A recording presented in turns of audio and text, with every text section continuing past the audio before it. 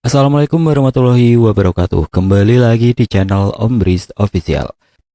Untuk kisah kali ini ada sebuah cerita dari tulisannya Simple Man, yaitu sebuah kisah yang berjudul Siti Jin Peliharaan Nenek. Sebelum kita masuk ke ceritanya, tekan dulu tombol like video ini dan jangan lupa tekan juga tombol subscribe channel ini. Dan nyalakan juga lonceng notifikasinya agar tidak ketinggalan cerita-cerita lain dari channel ini. Dan bagi teman-teman yang ingin membaca langsung ceritanya, nanti silahkan saja kunjungi linknya yang nanti akan saya sertakan di kolom deskripsi. Dan seperti apa untuk kisah kali ini, langsung saja kita simak berikut ini.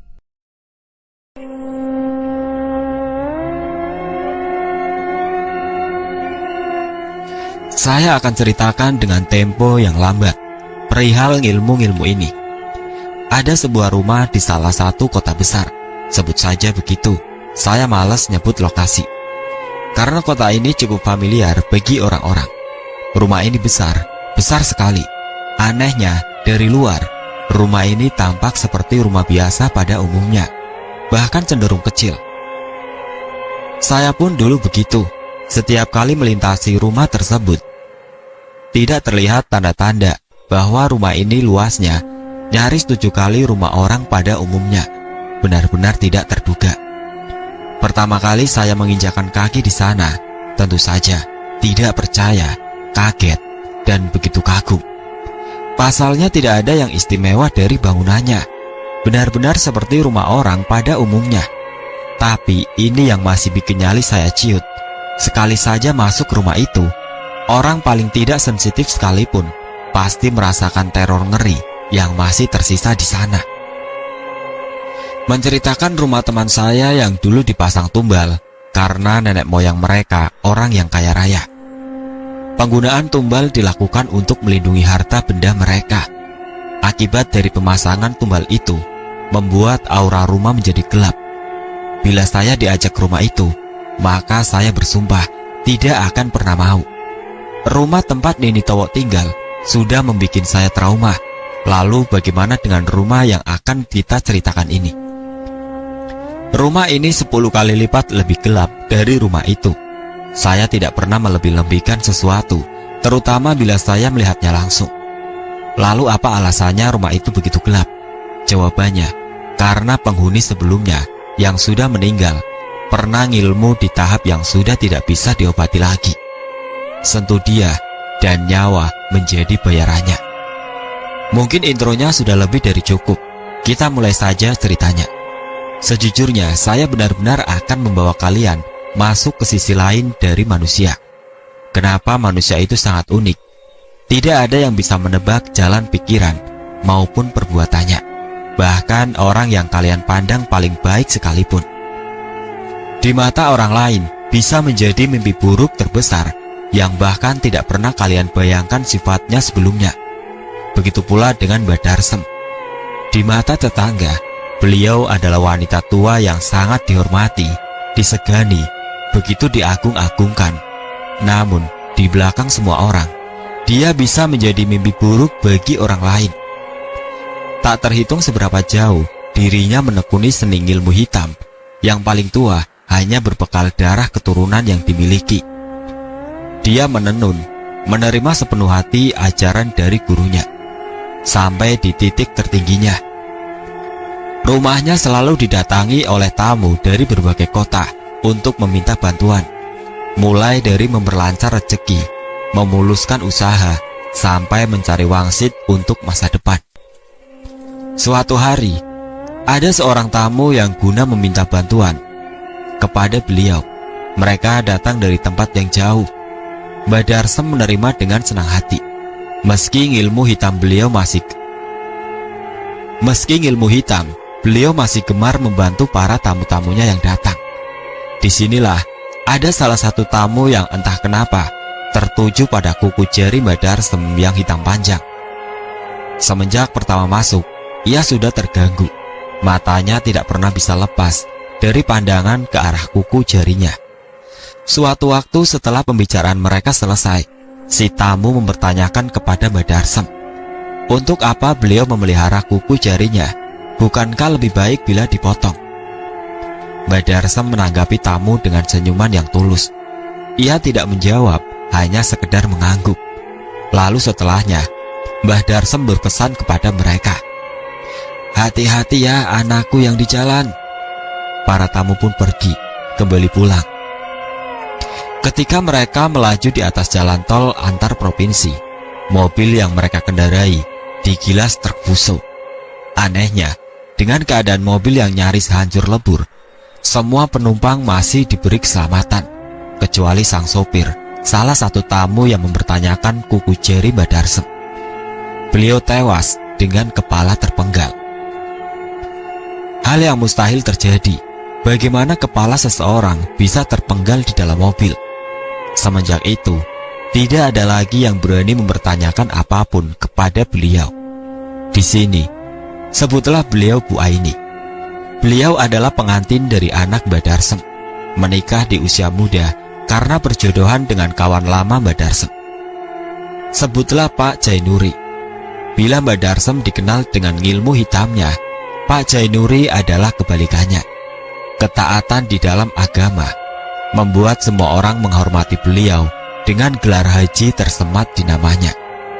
Sampai saat ini, saya masih mencari korelasi bagaimana hubungan ini bisa terjadi. Namun, yang saya tahu, hanya Mbah Darsem menemui Pak Jainuri, lalu menawarkan anak perempuannya agar diperistri oleh anak lelaki kesayangannya. Konon, Mbah Darsem sudah meramalkan nasib mereka kelak. Bila kedua anak ini dipersatukan dalam ikatan yang sah, kekayaan yang tidak akan pernah habis akan mengiringi perjalanan hidup mereka. Pak Jainuri meski memiliki pegangan agama yang kuat, beliau masih memiliki sifat manusia. Ia tentu tergoda, meski beliau tahu ada apa di belakang wanita tua itu.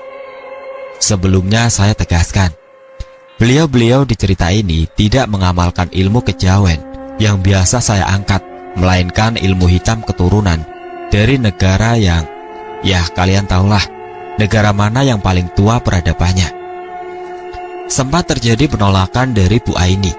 Siapa yang mau dinikahkan di usia yang masih muda? Apalagi ia tak mengenali siapa calon suaminya. Namun, bagai kalap, Pak Jainuri sampai ingin menghabisi anaknya sendiri, sehingga membuat semua keluarganya kaget. Apa yang melatar belakangi ambisi ini? Akhir cerita ini, mereka tetap dinikahkan, meski penuh muslihat dan paksaan. Lalu apa yang terjadi? Entah bagaimana, Mbah Darsem meramalkan hal itu. Karir anak kesayangannya melesat tinggi, bagaikan uang tak ada habis-habisnya, sehingga di rumah beliau. Sinting, namun disinilah semua bermula. Aini, menantu dari Mbah Darsem, mulai mengetahui segalanya. Apa yang melatar belakangi kenapa wanita itu begitu kuat? Suatu malam, saat suaminya belum pulang, Aini seorang diri di dalam rumah bersama dengan Mbah Darsem. Rumah itu terlalu besar bagi mereka berdua. Mbah Darsem memiliki kebiasaan aneh. Setiap kali Sorop datang, ia akan mengurung diri di dalam kamar, mengunci pintu tanpa ada satupun orang yang tahu apa yang beliau lakukan di dalam kamar. Aini selalu penasaran dengan hal ini. Mbah Darsem sendiri orang yang tertutup, tidak banyak bicara, sehingga membuat Aini merasa sungkan bila terjebak berdua di dalam rumah ini. Suatu ketika setelah maghrib, Aini berjalan menuju ke dapur. Di lorong yang panjang, ia harus melewati kamar Mbah Darsem. Hal yang sudah Aini ketahui sejak pertama menginjakan kaki di rumah ini adalah, dari dalam kamar Mbah Darsem selalu tercium aroma kemenyan yang dibakar. Tetapi aroma itu hanya tercium bila Aini berada di dekat pintu kamar beliau. Hal ini membuat Aini semakin penasaran. Setiap hari, Aini terus-menerus mencoba memastikan apakah yang dirinya cium benar-benar aroma kemenyan. Ia selalu berjalan bolak-balik ke dapur guna memastikan hal ini. Rupanya firasatnya benar. Ini adalah aroma kemenyan yang baru saja dibakar. Tak hanya aroma kemenyan yang Aini curigai dari sifat misterius Mbah Darsem, melainkan terkadang Saat di dalam kamar, beliau seperti sedang berbicara dengan orang lain. Suaranya terdengar begitu jelas, bahkan terkadang tertawa sendiri. Padahal beliau hanya seorang diri di dalam kamar. Semua rentetan kejadian ini semakin membuat Aini merasa takut. Beberapa kali ia menceritakan hal ini kepada suaminya, anak dari Mbak Darsem sendiri. Namun, beliau selalu berkata untuk tidak ikut campur apa yang dilakukan oleh ibunya. Namun, dasar sifat Aini yang susah diatur, ia benar-benar penasaran dengan apa yang dilakukan oleh ibu mertuanya. Suatu ketika, ada sesuatu yang sangat jarang terjadi, di mana Mbak Darsem tidak mengunci pintu kamarnya saat Sorop sudah tiba. Tentu saja hal ini membuat Aini tertegun. Ia terdiam sebentar melihat ke bilik pintu yang sedikit terbuka. Sementara gema suara Mbak Darsem terdengar dari dalam. Beliau sedang berbicara dengan seseorang. Beberapa kali juga memanggil sebuah nama. Aini mendekatkan diri, mencoba mencuri dengar pada siapa ibu mertuanya bicara.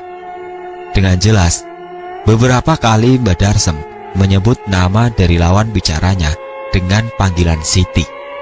Lalu ada kalimat lain mengikuti, mulai dari dibikin susah, dibikin mati, atau dibikin tersiksa sampai mati. Hal ini membuat Aini merinding. Pasti ada sesuatu yang terjadi, sesuatu yang melibatkan mertuanya. Dari niat mencuri dengar, terbesit pikiran untuk sekedar mengintip. Aini menepi melihat ke arah belah bilik. Di sana, dia melihat isi kamar Mbak Darsem yang umumnya diselimuti kegelapan. Namun samar, cahaya dari tempat Aini melusup masuk, membuat dirinya bisa melihat bayangan hitam sedang duduk di atas sebuah kursi kayu. Mbak Darsem sedang duduk membelakangi Aini di sudut kamar yang paling gelap. Beliau masih berbicara, sesekali tertawa terbahak-bahak. Ia menyebut Siti terus-menerus. Jantung berdegup kencang. Aini memaksakan diri mencoba melihat lebih jauh isi di dalam kamar Mbak Darsem. Tiba-tiba, belum juga ia bergerak melangkah maju, Mbak Darsem yang sedari tadi berbicara sendiri, tiba-tiba saja berhenti. Diam, membuat suasana menjadi sunyi. Aini ikut terdiam. Tak lama kemudian, Mbak Darsem tertawa. Namun nadanya terdengar berbeda dari biasanya. Figur mengenakan pakaian putih dengan rambut keriting panjang terurai di punggung terlihat oleh Aini. Sejenak beliau menoleh, meski hanya sekelumit, wajahnya melihat ke arah pintu. Di sanalah Aini melihat bayangan samar Mbak Darsem, melihatnya dengan senyuman menyeringai. Tak lama, pintu bilik yang sedikit terbuka berderit sebelum menutup dengan sendirinya. Aini tak dapat berkata apa-apa. Ia termangu merasakan ketakutan memenuhi dahinya. Ia diperingatkan. Suatu sore, Aini baru saja pulang dari tempat pengajian. Ia terkejut melihat mobil suaminya sudah terparkir di garasi rumah. Cepat-cepat Aini berlari masuk. Suara ramai terdengar dari arah dapur. Suaminya nampaknya sedang berbincang dengan ibunya, Mbak Darsem. Senang melihat semua orang berkumpul, Aini berniat bergabung. Ia membawa oleh-oleh di dalam tas. Sebuah bingkisan berisikan 30 tusuk sate yang ia beli sewaktu pulang. Namun, wajah Mbak Darsem berubah saat melihat tusuk sate yang tersaji di atas piring. Ada ketakutan di sana. Rasanya Aini belum pernah melihat hal seperti ini. Mbak Darsem lalu mendorong piring berisikan sate sampai terbanting jatuh di atas lantai. Aini terdiam sejenak, bingung. Tak lama kemudian, wanita tua itu pergi meninggalkan meja makan sebelum mengunci pintu kamarnya. Hal ini membuat Aini merasa tidak nyaman. Ia terus memikirkan kejadian ini, meskipun suaminya sudah mengatakan bila lebih baik Aini melupakan ini semua. Sejak dulu, Mbak Darsem memang tak pernah doyan dengan sate. Malam harinya, Aini masih merasa tidak enak hati dengan Mbak Darsem. Berniat meminta maaf, ia keluar dari kamar melihat jam di dinding yang menunjukkan pukul 10 malam. Aini berjalan sendiri di lorong yang gelap menuju ke kamar wanita tua itu. Tetapi sesaat langkahnya terhenti.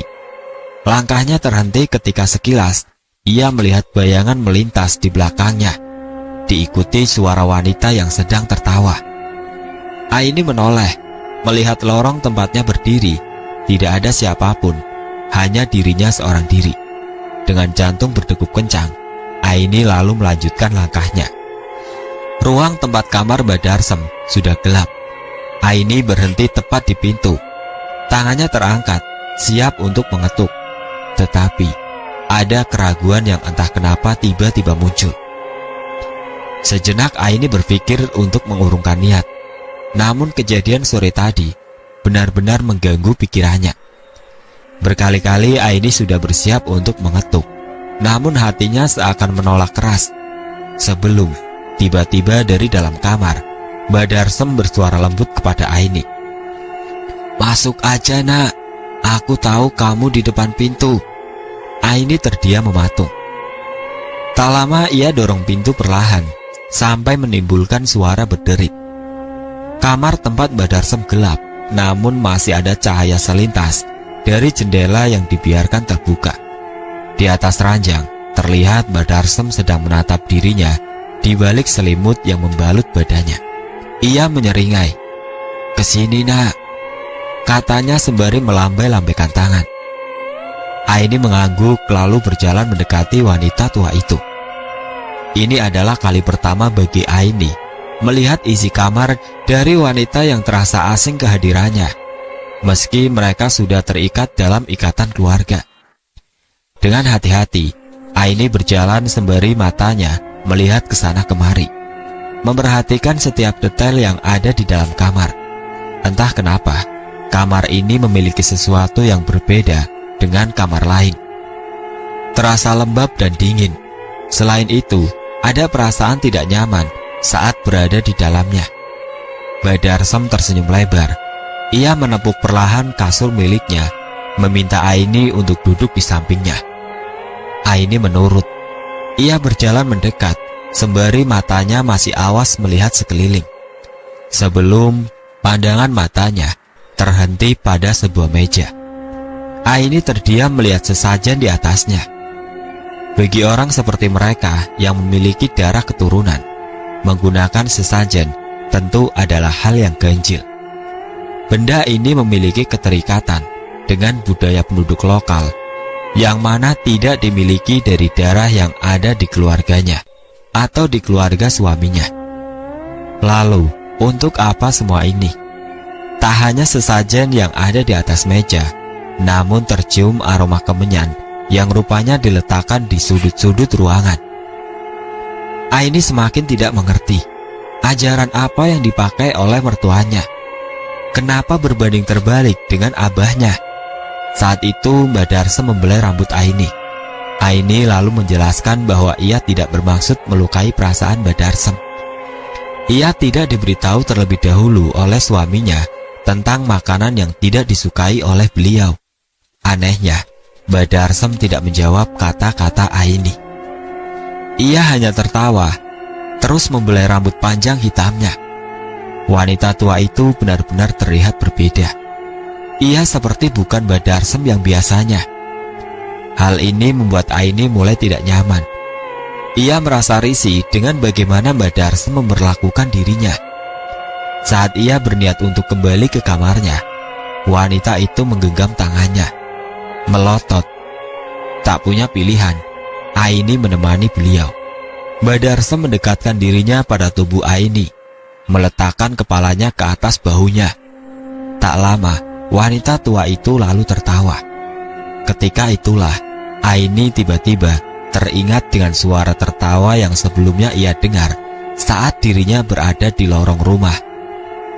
Sejujurnya, belum pernah Aini diperlakukan seperti ini sebagai menantu oleh Badarsem, sehingga masuk akal bila dirinya merasa curiga. Namun, bila beliau bukan Badarsem, lantas siapa yang saat ini sedang bersamanya? Dirinya menunjukkan wujud menyerupai wajah beliau. "Gak usah takut nak, tidak akan kuapa-apakan kamu," Begitulah kata Mbak Darsem, membuat Aini semakin tidak percaya. Di tengah pikiran yang berkecamuk, tiba-tiba dari arah pintu terdengar suara berderit. Seseorang melangkah masuk. Itu adalah suami Aini, anak kandung dari Mbak Darsem. Ia berdiri di muka pintu, lalu berjalan masuk, mendekati mereka sebelum menarik tangan Aini, istrinya. Bersama-sama mereka pergi meninggalkan ruangan itu. Saat itulah Aini bisa melihat ke arah Mbak Darsem yang masih menyeringai. Tak ada sepatah kata pun yang keluar dari dalam mulut suaminya.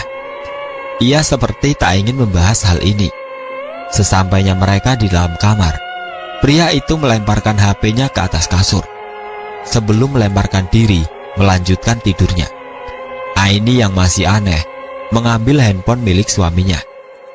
Di sana, wanita itu mulai memeriksa apa yang bisa dia temukan di dalam handphone milik suaminya. Sampai Aini terhenti pada sebuah pesan SMS yang baru saja dikirim oleh ibunya.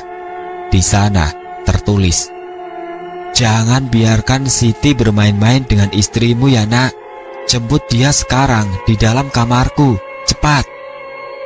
Aini tidak mengerti bagaimana penjelasan semua ini. Bukankah Mbak Darsem sedang bersama dirinya? Lalu siapa yang mengabari suaminya agar menjemput dirinya?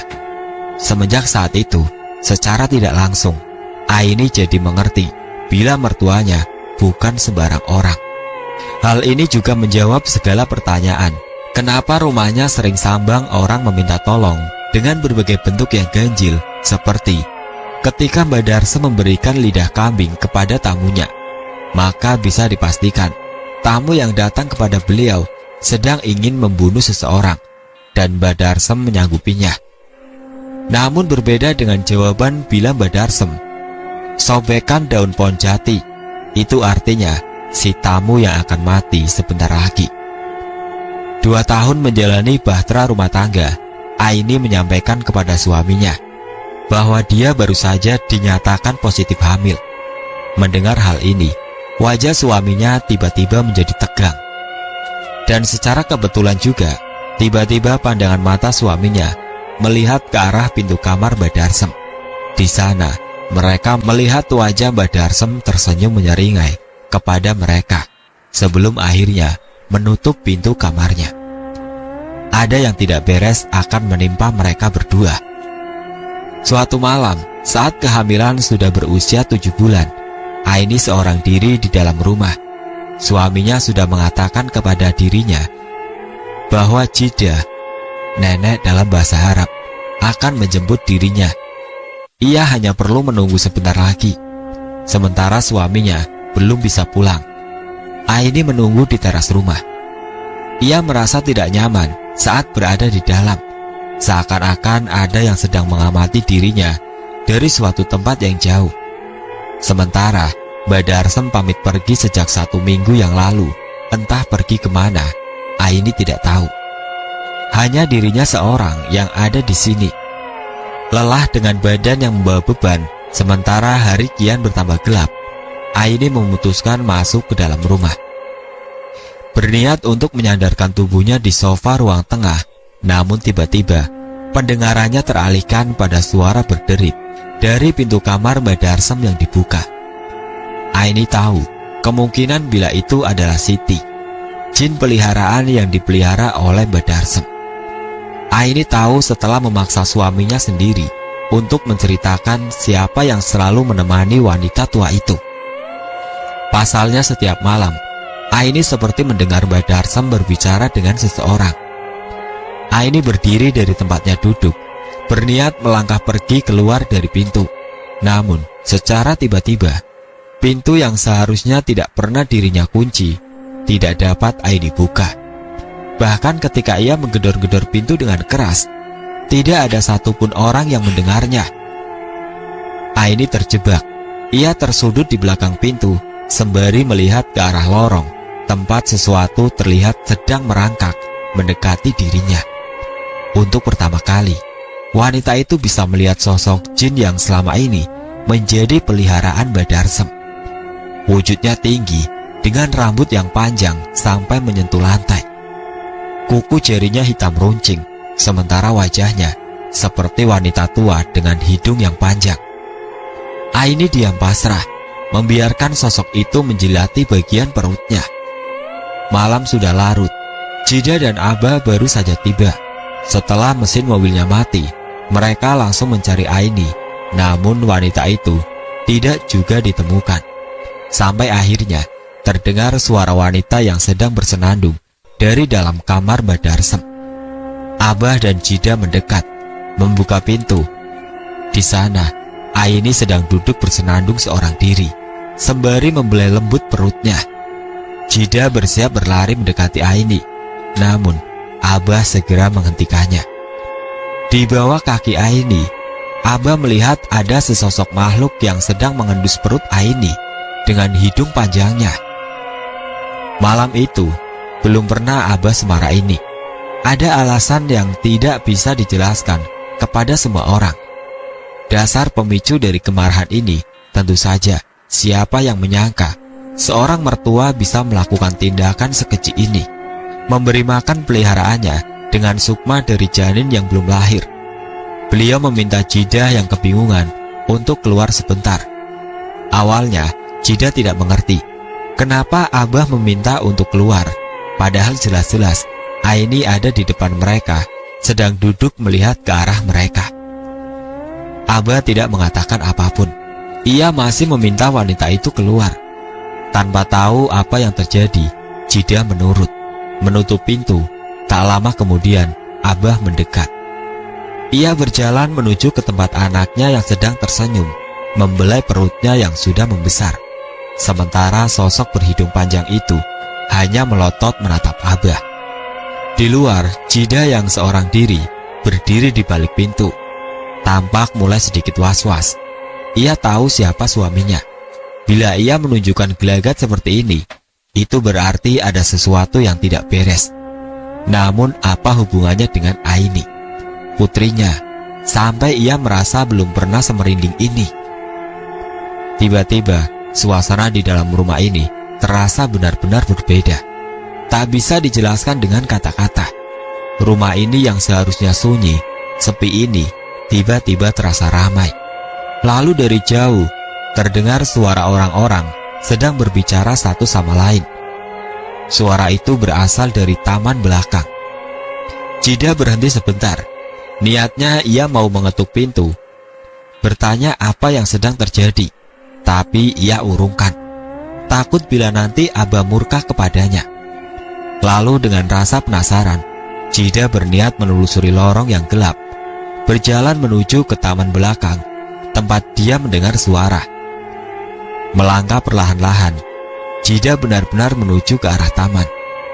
Sebenarnya sebelumnya, ia pernah mendengar dari Aini bila rumah suaminya itu sangat besar dan panjang. Nyaris hanya sepertiga saja yang berfungsi. Di belakang dapur, masih terdapat lorong lagi dengan kamar-kamar kosong. Jida melewati area dapur. Di sana dia menemukan pintu bertulis huruf Arab, namun terbaca seperti raja. Karena mereka berasal dari bangsa yang sama dengan Mbak Darsem, Jida tahu apa itu. Namun, tetap saja rasa penasaran, suara siapa yang ia dengar membuat wanita itu nekat pergi. Begitu pintu dibuka, suara dari orang-orang yang ia dengar menghilang, lenyap begitu saja. Di hadapannya terbentang lorong gelap yang panjang dengan banyak sekali pintu. Jida merasa angin dingin berhembus dari sana. Disitulah nyalinya perlahan menciut. Jida berniat menutup pintu saat tiba-tiba terdengar suara anak kecil tertawa. Jida mengurungkan niat pergi. Ia harus memeriksa rumah ini. Setiap kamar dibuka, Jida menemukan ranjang kosong yang sudah menguning, seakan menunjukkan tempat ini sudah lama ditinggalkan. Aroma debu dengan sarang laba-laba terlihat di sana-sini. Jida terus berjalan menyusuri lorong. Bayangan wanita di jendela-jendela kamar kadang terlihat, hal itu tidak dihiraukannya. Ia hanya ingin tahu ujung dari rumah ini yang berhasil dibeli oleh anaknya setelah menikahi Aini putrinya. Pun alasan kenapa Mbak Darsem dulu begitu menginginkannya. Apa yang membuat wanita aneh itu begitu menginginkan rumah ini? Sampailah ia di persimpangan. Terdapat dua lorong yang memisah. Satu lorong dengan banyak pintu kamar, sedangkan yang satunya terdapat taman dengan pohon jambu biji. Terdapat tanah menggunduk di bawahnya. Ada batu nisan tersemat dengan tulisan raja lain. Jida mencoba membacanya. Setiap kali ia baru membaca sebagian, ada selintas wanita melintas. Diikuti bayangan anak-anak sedang tertawa. Jida merasa seolah mereka menunjukkan ketidaksenangannya dengan kehadiran dirinya. Tapi ia masih begitu penasaran apa yang sudah dilakukan oleh wanita itu. Jida nekat membaca raja yang tertulis di batu nisan sebelum seseorang menarik bajunya yang panjang. Sembari menggerang, ia meminta Jida untuk tidak melihatnya karena tubuh dan wajahnya hancur seperti daging yang ditumbuk. Dia memohon agar wanita itu segera pergi. Karena merasa iba mendengar suaranya, Jida menurut. Ia tidak sekalipun menoleh melihatnya. Jida hanya tahu anak kecil itu di belakangnya, mengikuti sewaktu dirinya kembali ke tempat dirinya masuk. Suara terdengar. Jida merasa bulu kuduknya berdiri, diikuti terus-menerus. Pintu dapur tempat Jida tadi masuk sudah terlihat. Jida terus berjalan dengan suara langkah kaki yang masih terdengar. Saat itulah, tiba-tiba satu dari banyak pintu yang akan beliau lewati, tiba-tiba terbuka. Jida terdiam sebentar. Ia merasa ada sesuatu di dalam kamar itu. Benar saja, sewaktu Jida berdiri tepat di muka pintu, ia melihat seseorang sedang duduk di atas sebuah kursi kayu dengan pakaian yang familiar. Tanpa sadar, Jida berniat melangkah masuk ke dalam kamar, memastikan apakah beliau sama dengan yang saat ini ia pikirkan. Postur tubuhnya yang sama, gaya rambut sama, pakaian yang sama, hanya saja kegelapan kamar menyamarkan rupanya. Jida melewati pintu. Dari semua raja yang ia lihat, yang kebanyakan berbentuk binatang, raja yang di dalam kamar ini berbentuk seorang manusia, dibungkus dengan kafan dominan hitam. Jida berdiri di hadapan sosok itu, mencoba menelisik. Rupanya seperti yang dia duga. Sosok itu tak lain adalah Mbak Darsem. Namun ada yang berbeda dengan dirinya. Ia hanya diam menyeringai saja, tidak mengatakan apapun. Tahu ini bukan Mbak Darsem, melainkan jin yang menyerupainya. Wanita itu berniat untuk pergi.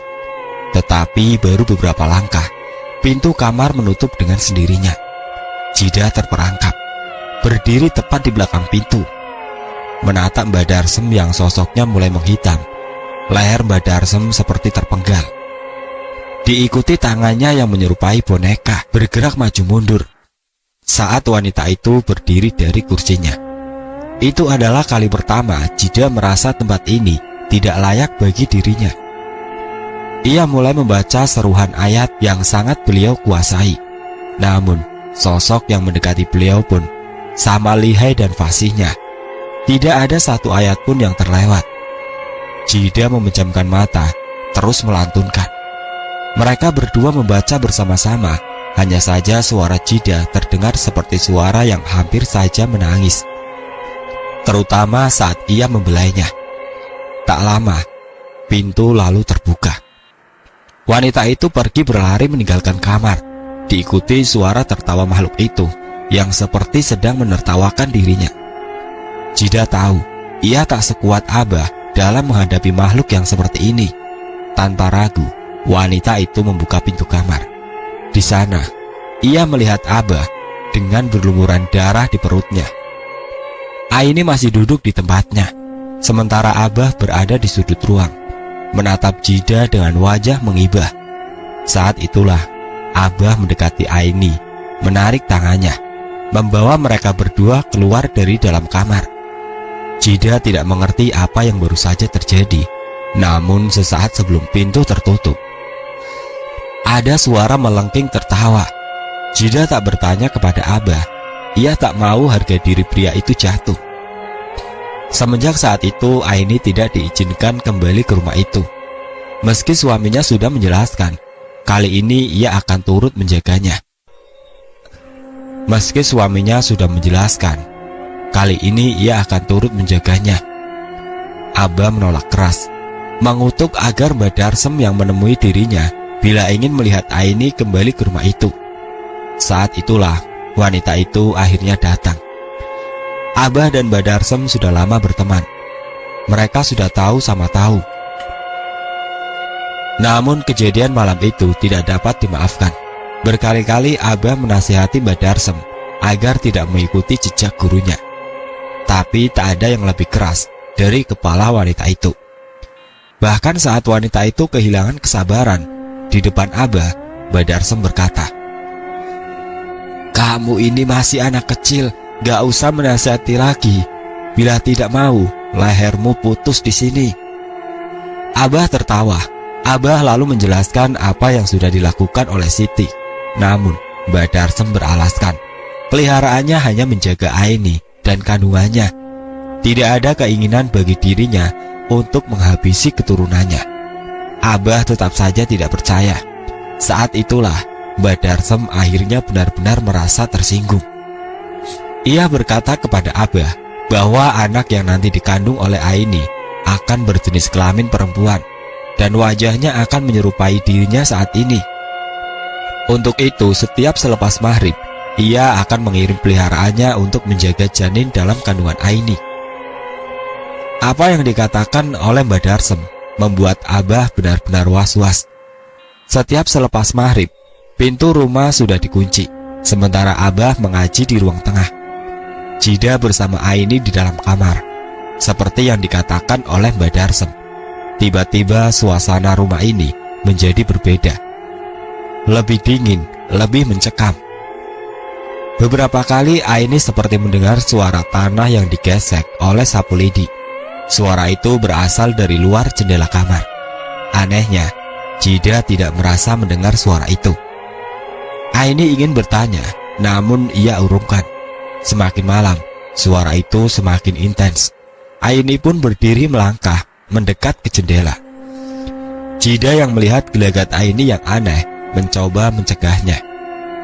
Namun, dasar Aini yang keras kepala.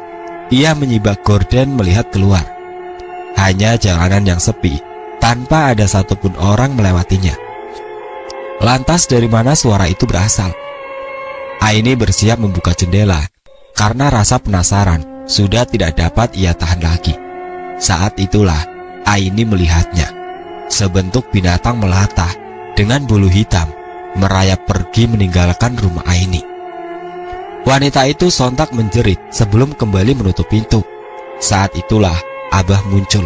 Ia menjelaskan bila Mbak Darsem benar-benar mengirim peliharaannya. Entah dengan tujuan apa sebenarnya. Wanita itu seperti tidak ingin melepaskan Aini barang sedetik saja. Esok, ia akan kirim lebih banyak. Aini hanya perlu mengurung diri di dalam kamar. Selama sisa waktu kandungan, Abah berhasil menjaga Aini bersama dengan Jida. Tidak ada teror berarti. Mbak Darsem benar-benar hanya ingin menjaga Aini. Mungkin saja beliau khawatir, mengingat ia sendiri memiliki musuh di mana-mana.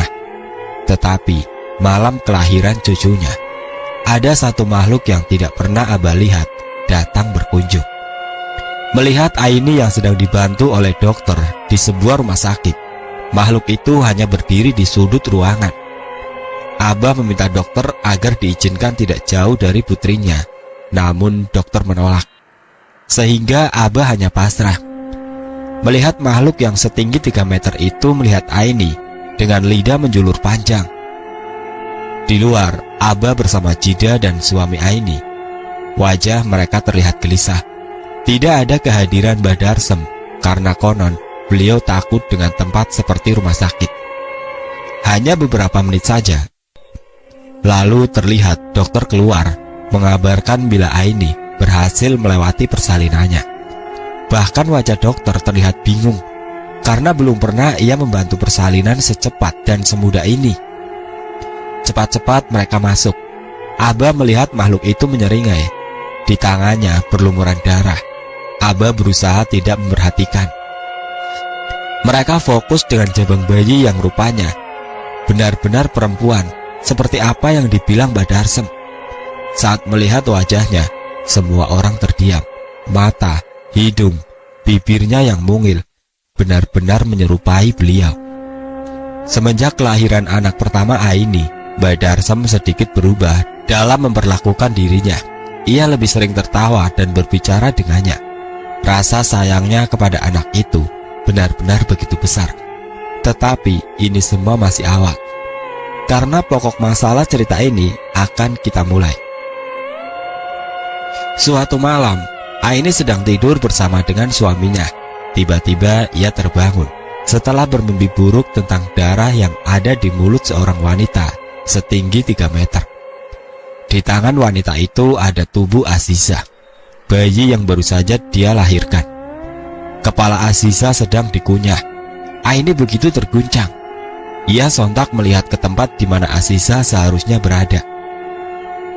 Namun, bayi mungilnya menghilang, hanya menyisakan sosok suaminya sedang terlelap dalam tidurnya. Tiba-tiba dari luar ruangan, terdengar suara seorang lelaki sedang bersenandung. Suara lelaki tengah bersenandung, seperti sedang menidurkan. Aini menggoyang tubuh suaminya, namun pria itu tidak menggubris. Wanita itu tidak menyerah. Ia terus mendorong tubuh suaminya, tapi tidak ada keinginan sedikitpun pria itu untuk terjaga. Terdesak, terpaksa Aini pergi sendiri. Aini melangkah di tengah kegelapan kamar, menuju ke pintu. Di sana, suara senandung semakin terdengar jelas. Aneh, di sini selain suaminya, tidak ada lagi pria satupun yang tinggal. Lantas suara siapa yang saat ini Aini sedang dengar? Apakah Aziza berada di sana? Pintu berderi terbuka. Aini mencoba mengintip. Sebuah bayangan hitam terlihat bergerak maju mundur, menyerupai seseorang yang sedang menimang-nimang bayi. Figur yang membuat Aini merinding saat melihat bayangannya. Ia masih bersenandung, tidak menghiraukan kehadiran Aini yang frustasi. Aini pun memutuskan untuk mengambil resiko apapun. Ia melangkah keluar, menuju ke arah bayangan yang masih sedang menimang-nimang. Di sanalah Aini melihat seorang figur pria mengenakan baju putih dengan sarung, berdiri membelakangi dirinya. Aini terdiam sejenak saat melihatnya. Figur pria yang Aini lihat pun tidak berhenti. Sepertinya ia sudah menyadari kehadiran Aini di belakangnya. Sehingga dengan perlahan, pria itu berbalik sembari masih menggendong Aziza. Ia tersenyum, memandang Aini dengan sorot mata melotot. "Sudah bangun, Nak?" Aini terkejut. Ia mengenal siapa pria ini. Bagaimana bisa pria ini ada di dalam rumah ini? Sembari berpikir keras, Aini sontak merebut Aziza dari tangan pria misterius itu. Menjaga jarak sejauh mungkin, sementara pria itu masih tertawa canggung sembari menggaruk pantatnya. Tak lama, lampu menyala. Dari arah kamar, suami Aini melangkah keluar, memandang ke arah pria itu sembari bergumam canggung. "Bapak kok bisa? Kapan pulang?" Pria tua itu tertawa lagi. Sembari menggaruk pantat, ia berjalan pergi masuk ke kamar Darsem. Aini kembali masuk ke kamar. Di sana mereka berbincang bagaimana Pak Zainal, yang biasa dikenal dengan Pak Zain, bisa pulang setelah nyaris 2 tahunan dijebloskan di dalam rumah sakit jiwa. Banyak desas-desus yang dulu tersebar mengenai pria ini. Aini merinding setiap mengingatnya, karena perilakunya yang semakin lama semakin menyimpang. Meski berat, suami Aini bersama dengan Mbak Darsem akhirnya menjebloskan beliau ke dalam rumah sakit jiwa. Tetapi Abah yang mendengar berita ini sempat tidak percaya, mengingat Abah sangat dekat dengan Pak Zain ini. Ada kejadian yang menarik di mana meski sudah pulang, perilaku Pak Zain terkadang masih ganjil. Ia sering melotot ke beberapa sudut rumah, terkadang menuju ke tempat-tempat dalam hanya mengenakan sarung bertelanjang dada sembari membawa tasbih. Ia akan kembali saat maghrib tiba. Tidak hanya itu saja, ketika malam tiba, Aini akan mendengar dari arah kamar Mbak Darsem. Abah berteriak-teriak layaknya orang gila. Hal ini membuat Aini menjadi semakin kewalahan karena Aziza juga terus-menerus menangis. Sementara Mbak Darsem tidak lagi pernah pulang ke rumah. Sampai suatu hari, Pak Zain tak lagi terlihat pulang ke rumah. Suami Aini menjelaskan bila ayahnya sedang pergi menunaikan sebuah tugas yang ia sendiri tidak tahu. Namun kepergian Pak Zain diikuti kedatangan Mbak Darsem. Wajahnya tampak begitu murka. Rasanya belum pernah bagi Aini melihat Mbak Darsem seperti ini. Ia sering tertawa sendirian sembari duduk menenggak minuman-minuman keras. Wanita itu benar-benar terlihat menakutkan. Namun ketika di depan Aziza, wajahnya kembali ceria, tampak bahagia. Tetapi saat malam sudah tiba, rumah ini dipenuhi oleh sesuatu yang mengerikan. Aziza sering terjaga, diikuti tawa, sembari menunjuk-nunjuk sesuatu di atas dengan tangannya yang mungil. Setiap kali Aini menoleh, melihat apa yang dia lihat oleh bayi mungilnya, Aini tidak melihat apapun. Di waktu yang bersamaan, Aini merasa bila mereka sudah diperhatikan oleh sesuatu yang tidak bisa dirinya lihat. Beberapa kali juga di dalam kamar, Aini melihat sekelibat bayangan berwarna putih melintas begitu saja. Aziza terus tertawa cekikikan. Melihat itu membuat Aini menjadi was-was. Tak lama, tiba-tiba dari arah pintu terdengar suara mengetuk. Aini terhenyak sejenak sebelum akhirnya mendekat. Ia membuka pintu perlahan sembari menggendong Aziza. Namun aneh, tidak dilihatnya siapapun di depan pintu. Sebelum Aini melihat bayangan Mbak Darsem menuju ke dapur, Aziza menggerakkan tangannya seakan ingin menjangkau beliau. Melihat itu, Aini pun menuruti Aziza. Mereka berdua pergi menyusul Mbak Darsem. Tetapi saat mereka sampai di dapur, tak ada siapapun kecuali pintu dapur yang dalam keadaan terbuka. Di sana, Aziza menunjuk sambil tertawa. Terdiam sejenak, Aini tidak berniat untuk pergi ke sana. Namun sialnya, saat ia berjalan menjauh, Aziza tiba-tiba saja menangis histeris. Sedangkan bila Aini mendekat, bayi mungil itu tertawa, menepuk-nepuk tangannya. Aini terdiam menatap ke lorong. Gelap sekali. Tak ada pilihan lain. Aini pun nekat dengan harapan di sana ia bisa bertemu dengan Mbak Darsem. Entah apa yang dilakukan oleh wanita tua itu. Namun Aziza seperti tak mau pergi meninggalkan tempat ini. Ia menelusuri setapak demi setapak. Lorong semakin lama semakin gelap. Tak lama terlihat banyak pintu tua. Aini masih sabar menelusuri lorong dengan langkah yang kian melambat. Beberapa kali Aziza juga menoleh ke sana kemari dengan kepala mungilnya, seperti melihat sesuatu yang melintas di belakang Aini. Tapi anehnya, tidak ada satupun di sini kecuali mereka. Sampailah di persimpangan antara sudut lorong atau bagian lain menuju ke taman belakang. Di sanalah Aziza menepuk tangannya. Aini pun merasa ada sesuatu di sana. Terlihat ada secerca cahaya dari lilin di sudut kamar. Maka berjalanlah Aini menuju ke sana. Tetapi ada yang aneh di lorong yang tidak terlalu panjang ini. Tembok-temboknya dipenuhi oleh kertas-kertas bertuliskan raja dengan berbagai bentuk, menempel satu sama lain.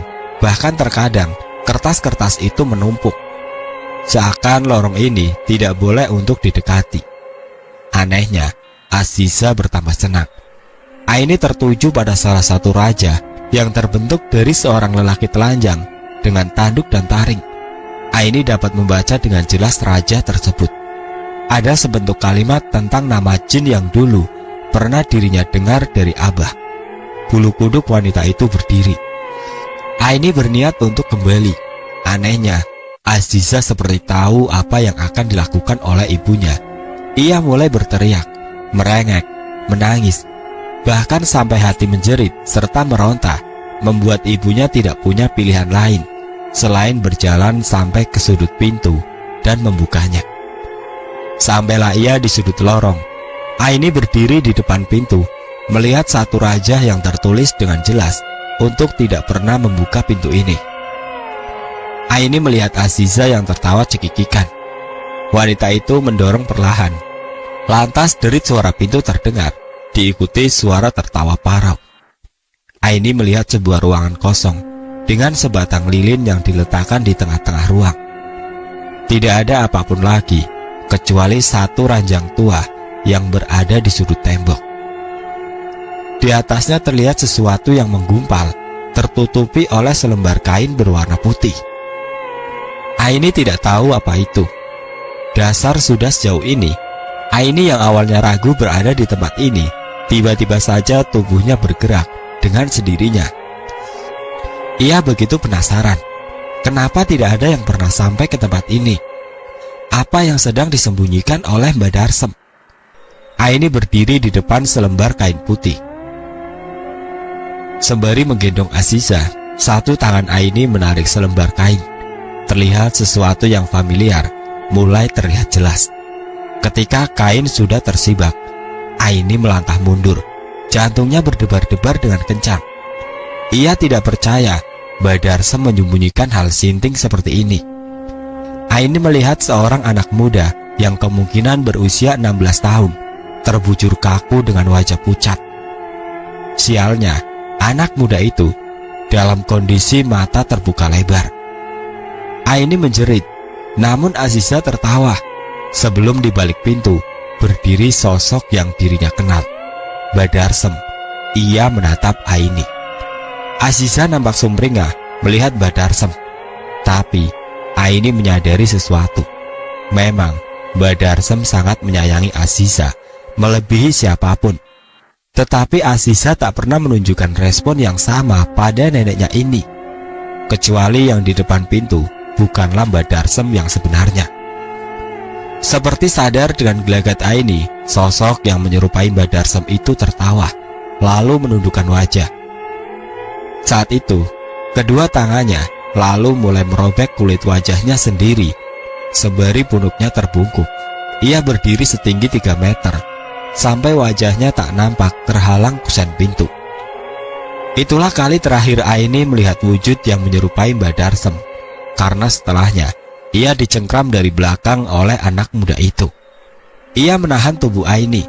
Aziza yang tersungkur jatuh ke lantai, lalu diseret keluar dari pintu sebelum akhirnya pintu tertutup. Cahaya dari lilin mati sebelum wanita itu kehilangan kesadarannya.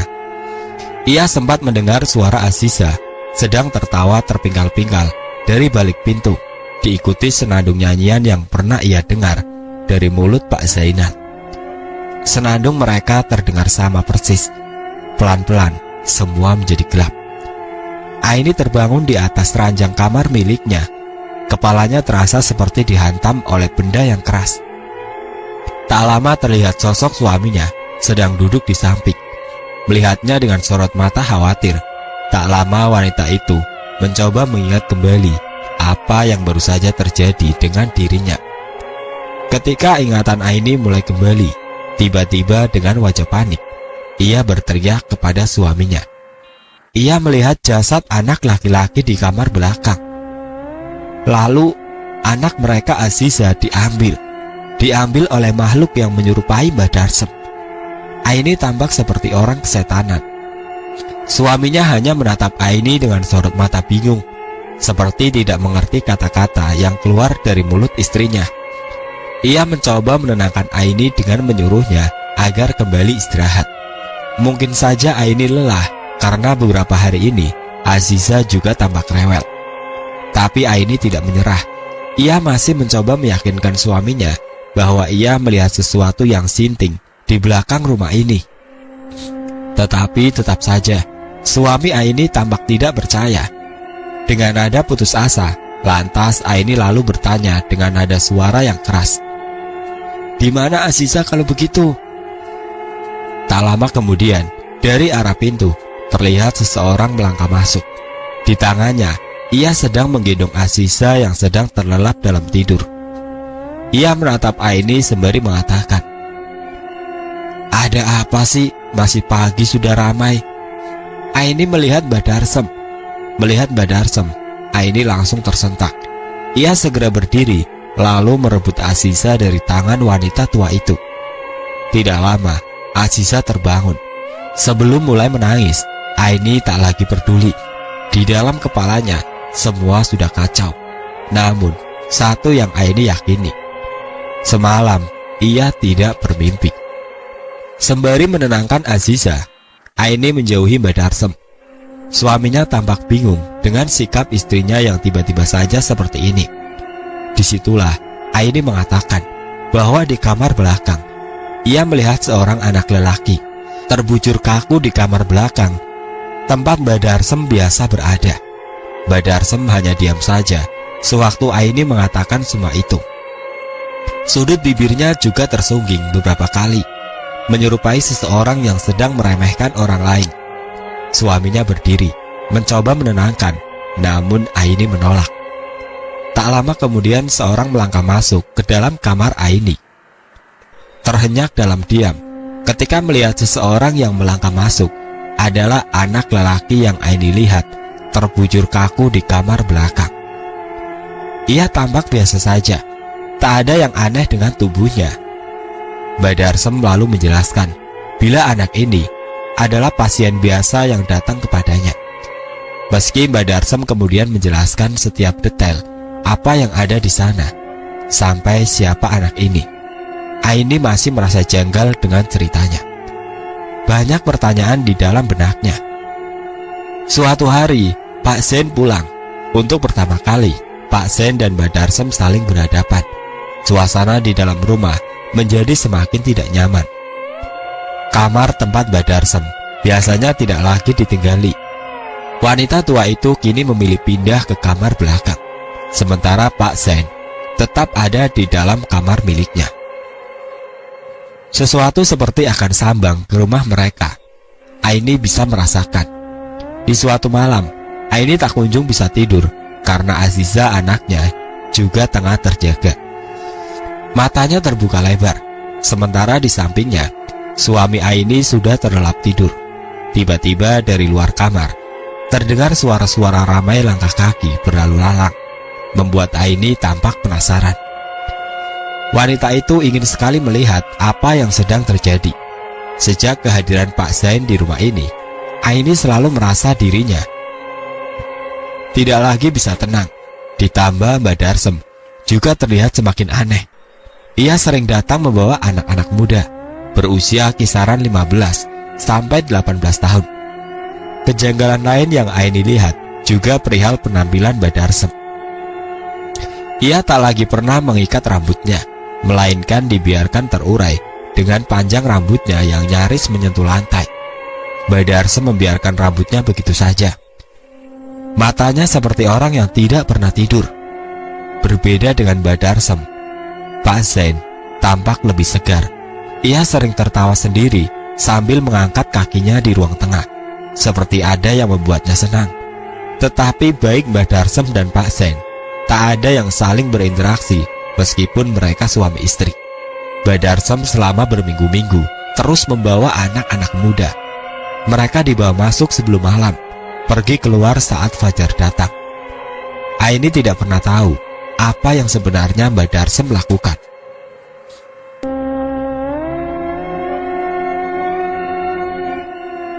Anak-anak muda ini didapat dari rumah orang yang pernah menjadi pasien Badarsem. Mungkin memang tidak ada yang aneh dengan anak-anak muda ini bila melihat kali pertama Badarsem membawanya. Namun Aini pernah melihat dalam kurun waktu 1 minggu, terdapat satu anak yang sudah pernah 3 kali dibawa oleh Badarsem. Penampilannya tampak puyuh, pucat, letih. Yang paling menakutkan dari ini semua adalah Sudut mata mereka terkadang mengalirkan darah. Ia menutup wajahnya saat Aini tidak sengaja memperhatikan.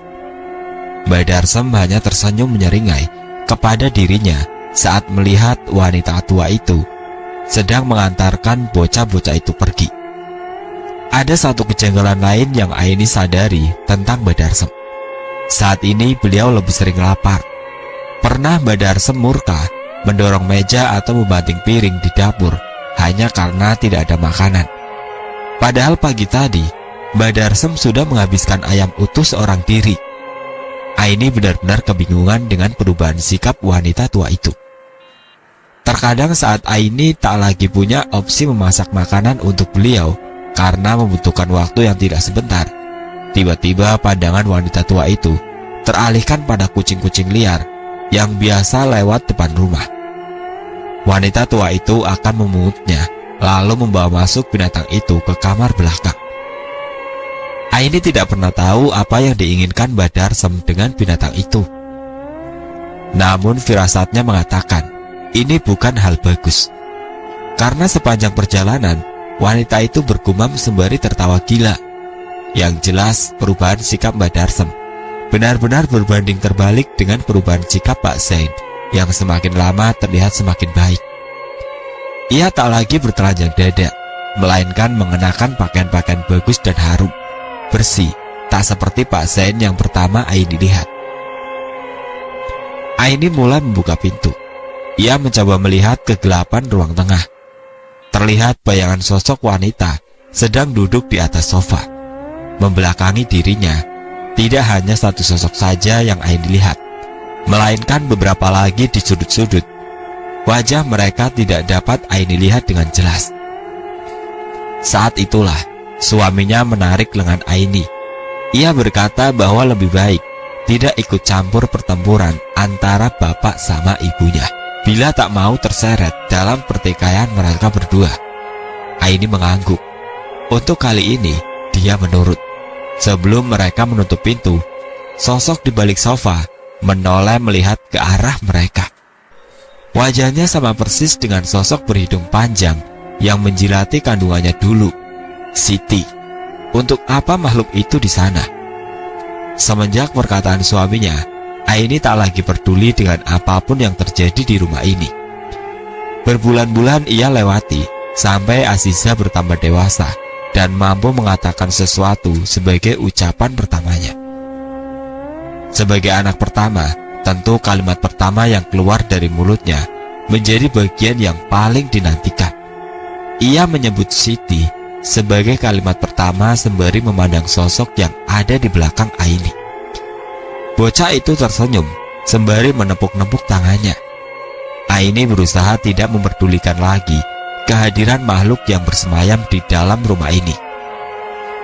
Sampai terjadi sesuatu yang menggegerkan. Semenjak kehadiran Pak Zain di rumah ini, ia tentu melarang pasien-pasien Mbak Darsem untuk datang, mengancam serta mengusir mereka dengan keras. Perbuatan Pak Zain ini membuat Mbak Darsem murka.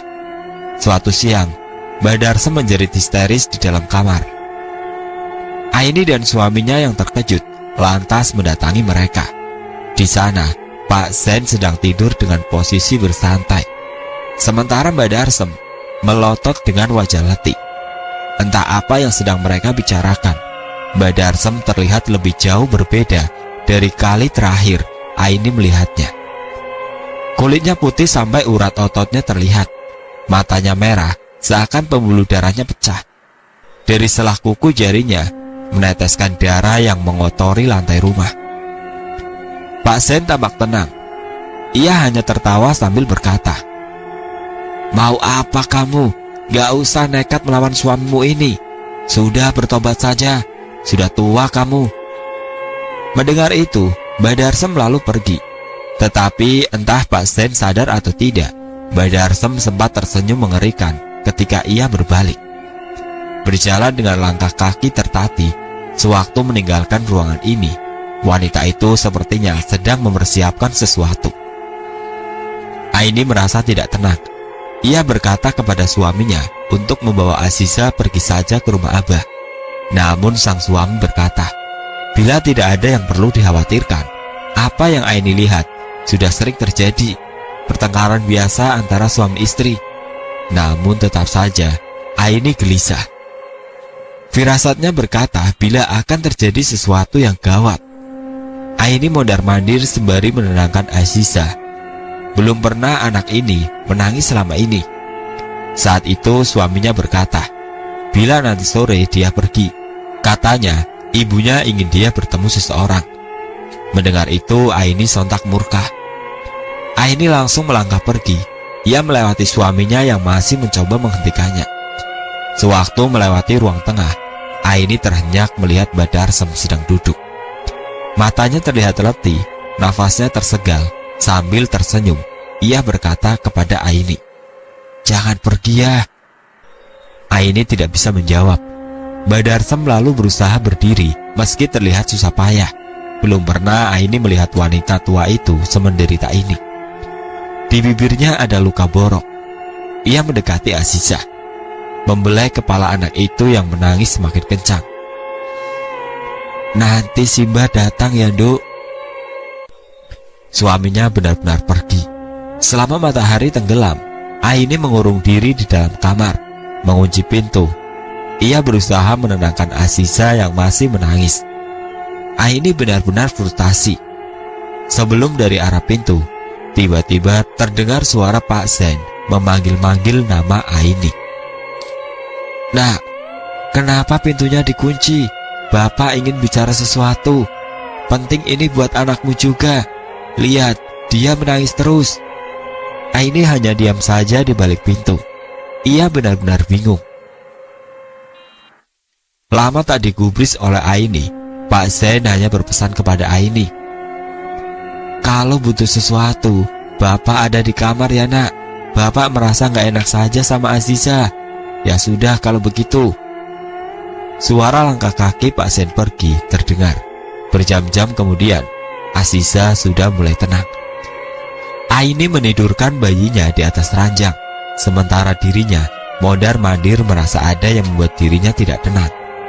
Sebelum dari arah pintu, terdengar suara handle pintu sedang dibuka. Tak lama pintu berderi terbuka. Padahal Aini sudah yakin bahwa pintu dalam kondisi terkunci. Di balik sana, Badarsem berjalan masuk dengan nafas tersegal. Wajahnya tertutup oleh rambutnya yang beruban keriting panjang. Ia melihat Aini sebelum menoleh ke arah Aziza. Ia mendekat sembari melangkah tertati-tati. Wanita tua itu menuju ke tempat Aziza yang tidur. Aini berniat mendahului. Namun saat wanita menunjukkan wajahnya, bagai tersambar petir. Tubuh Aini tersirap. Kulit Badarsem menggelambir dengan mata merah, nyaris seperti menangis darah. Badarsem seperti orang pesakitan. Bahkan untuk mengangkat tubuh Aziza saja, Badarsem harus menelungkupkan sikunya seperti membawa benda berharga. Beberapa kali wanita itu menjerit saat membawa Aziza. Gigi Badarsem kuning, sementara di sela gusinya darah mengalir keluar. Tanpa Aini sadari, wanita tua itu sudah pergi keluar, meninggalkan Aini seorang diri di dalam kamar. Saat itu Aini baru terjaga. Wanita tua itu seperti baru saja menghipnotis dirinya. Ketika Aini mencoba membuka pintu, ia terjebak dalam kondisi pintu dikunci dari luar. Tak mau berdiam diri, Aini menghantam-hantamkan pintu dengan apapun yang dia temui di dalam kamar. Sewaktu pintu sudah terbuka, Aini melihat tetesan darah di lantai sepanjang jalan menuju ke dapur. Aini berlari sekuat mungkin sampai langkahnya terhenti saat melihat pintu dapur. Di sana ada sebuah kertas dengan raja manusia berkepala dua. Aini membaca raja itu yang tertulis Skyfree. Baru saja Aini menyentuh pintu itu, suara menggerang terdengar mengancam dirinya. Aini belum pernah seciut ini nyalinya dibandingkan saat melihat makhluk di kamar belakang. Aini lantas mencoba berbicara menggunakan bahasa ibu dengan sosok di balik pintu. Dan suara tinggi itu menjawab dengan bahasa yang sama dengan dirinya. Ia lantas mengerti bahwa Badarsem benar-benar sedang tidak dalam kondisi baik sampai harus memanggil makhluk seperti ini. Makhluk itu mengingatkan bila ini tidak ada sangkut pautnya dengan Aini sama sekali. Lebih baik ia urungkan niat untuk masuk lebih dari ini, karena bila dia memaksa dengan melihat wujudnya saja, Aini dapat menjadi sinting sampai gila. Baginya, Aini tak lebih seperti nyamuk kecil. Mendengar kata sinting, Aini lantas teringat dengan Pak Zen. Mungkin ini sudah gila, namun Aini tidak memiliki pilihan lain. Ia berlari menuju ke kamar pria tua itu, berniat untuk meminta tolong. Tetapi sesampainya di sana, Aini terkejut melihat Pak Zen bersilah bermandikan darah. Di tangan Pak Zen, beliau terus memutar tasbih, tak menghiraukan kehadiran Aini. Namun pakaian putih yang ia kenakan sudah dipenuhi oleh darah yang terus dimuntahkan dari dalam mulutnya. Ia masih membaca dalam khusyuk. Aini tak mengerti apa yang sedang terjadi. Pak Zen kesakitan. Wajahnya benar-benar seperti orang menahan kesakitan yang luar biasa. Beberapa kali beliau berhenti, nafasnya tersegal-segal. Aini duduk di hadapannya, melihat keringat di keningnya, sampai akhirnya pria tua itu memuntahkan darah tepat di wajah Aini. Setelahnya, ia tersungkur. Aini menjerit, wajahnya berlumuran darah. Ia lantas keluar dari dalam rumah, meminta bantuan tetangga. Namun, anehnya, malam itu tak satupun pintu yang mau membuka. Bahkan saat ada cahaya rumah yang didekati, tiba-tiba saja si pemilik mematikan lampunya, menolak permintaan Aini. Aini kembali ke dalam rumah. Di sana, di sofa tengah, Aini terdiam, termangu, melihat Mbak Darsem sedang duduk menimang Aziza. Bersenandung dengan merdu, ia menoleh melihat Aini. Wajah Mbak Darsem tak lagi seperti sebelumnya. Ia terlihat lebih segar, sembari tersenyum kepada Aini. "Anakmu besok akan menjadi orang hebat," katanya sembari menyerahkan Aziza kembali ke tangan ibunya. Tak lama, Mbak Darsem pergi sembari menghela nafas lega. Wajahnya sumringah menuju ke lorong belakang, seakan beban yang ada di punggungnya lenyap sepanjang malam. Aini merawat Pak Zen. Untungnya beliau masih dapat berbicara. Hanya saja ia tak bisa melihat lagi. Entah bagaimana bisa terjadi, Pak Zen menjadi buta. Keesokan paginya, Abah datang bersama Jidah. Mereka tampak lesu melihat kawan baik Abah diperlakukan begini. Aini dapat melihat Pak Zen membisikkan sesuatu di telinga Abah. Wajah Abah tampak murka, namun ia tak bisa berbuat apa-apa. Setelah selesai, Abah duduk di samping Mbak Darsem yang menunggunya. "Kau bisa, kamu setega ini sampai sukmanya, kau bikin hancur." Mbak Darsem hanya tertawa, sembari mengadahkan kepalanya seakan-akan apa yang dilakukannya sudah benar. "Siapa dulu yang memulai? Aku sudah sabar dipermainkan oleh orang itu." Aini yang mendengar hanya dapat diam 1000 bahasa. Ia tahu bila manusia memiliki 7 sukma, bila 7 sukma itu bercerai, maka tak ada lagi kesempatan bagi manusia untuk hidup. Yang terjadi dengan Pak Zen, ke-7 sukmanya sudah lebur dihantam Mbak Darsem. Abah lantas berdiri. Ia sudah tak mau melanjutkan dialog dengan kawan lamanya ini. Pak Zen dan Mbak Darsem dulu seperti sepasang kekasih yang saling mengisi. Siapa sangka setelah ilmu itu menurun kepadanya, ia berubah menjelma menjadi sosok yang tidak lagi bisa dirinya jangkau.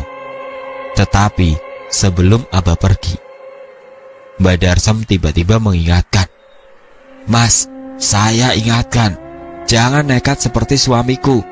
Jangan ke sana ya. Di dunia nyata, yang hitam tidak selamanya akan kalah sama yang putih. Takutnya aku harus kehilangan kamu juga setelah ini." Abah tidak berkomentar. Ia lantas pergi meninggalkan rumah itu, karena sebentar lagi ia harus mengikhlaskan Pak Zen pergi selama-lamanya. Seperti yang sudah diduga, 1 minggu berselang, Pak Zain meninggal dunia. Mbak Darsem tidak datang ke pemakamannya. Ia memilih mengurung diri di dalam kamarnya. Di sana, Aini sering mendengar suara wanita sedang menangis. Keras sekali. Suara itu tak lain dari suara Mbak Darsem. Setelah kejadian itu, Mbak Darsem lebih sering sendiri. Ia juga tak lagi mau menerima siapapun yang meminta tolong kepadanya. Tubuhnya bertambah kurus, namun ia tetap terawat, serta memberi makan peliharaannya. Karena Aini menjadi saksi, Mbak Darsem tidak akan bisa lepas dari ilmunya. Tahun demi tahun berlalu. Sewaktu Aini mengantarkan makanan ke kamar Mbak Darsem, tiba-tiba wanita itu sekonyong-konyong meminta maaf kepadanya. Aini tampak bingung. Ia tak mengerti apa yang terjadi kepadanya. Sebelum Aini mendapat kabar Abah meninggal di dalam kecelakaan mobil, Aini tak bisa menuduh Mbak Darsem. Bisa saja memang sudah waktunya. Lantas ia mencoba mengikhlaskan, meski rasa sakitnya saat melihat Mbak Darsem akan timbul kembali. Kondisi tubuh Mbak Darsem sendiri semakin memprihatinkan. Tapi anehnya, setiap kali diajak ke rumah sakit, beliau akan menolak keras. Bahkan bila dipanggilkan dokter, Mbak Darsem berteriak, mengancam akan membuat masalah kalau sampai ada dokter yang berani menginjakan kaki di rumahnya. Lelah dengan segala perlakuan Mbak Darsem, keluarga akhirnya menyerah. Ia membiarkan wanita itu pesakitan. Waktu berselang. Suatu hari saat Aini pergi bersama sekeluarga, mereka terkejut melihat Mbak Darsem dalam kondisi jatuh di kamar mandi. Melihat kondisinya yang sangat parah, mereka membawa Mbak Darsem ke rumah sakit. Selang jarum infus terpasang di kedua tangannya.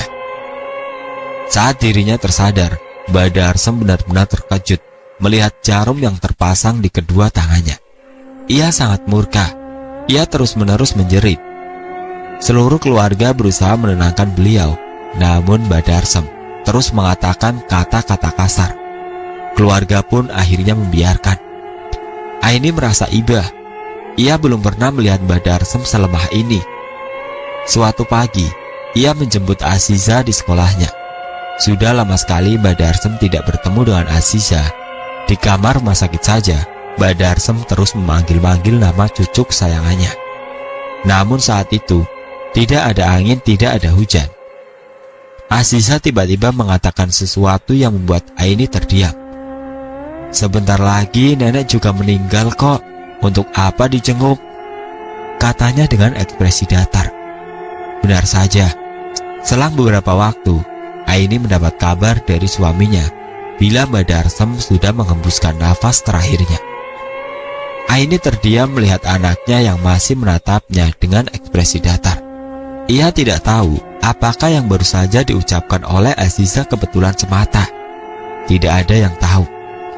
Di suatu malam, saat Aini menemui seorang Habib untuk memintakan doa bagi Aziza agar ia diterima di universitas negeri kotanya, Habib itu bertanya, siapa gerangan jin hebat yang mengikuti putrinya? Aini hanya diam, tidak berani menjawab. Setelahnya Habib itu berkata, jangan sampai kau biarkan anakmu berbelok imannya. Apa yang dia katakan bisa langsung terjadi. Untuk itu jaga dia dalam kebaikan, karena jin yang mengikutinya benar-benar akan menuruti apa yang diperintahkan. Kini Aziza baru saja menyelesaikan pendidikannya. Ngomong-ngomong, sejak tadi beliau menyimak cerita ini. Untuk itu, bolehkah saya meminta doa untuk almarhumah serta almarhum siapapun, termasuk tokoh nyata di balik nama Mbak Darsem? Semoga dosanya diampuni. Begitu juga Abah dan Pak Zainal.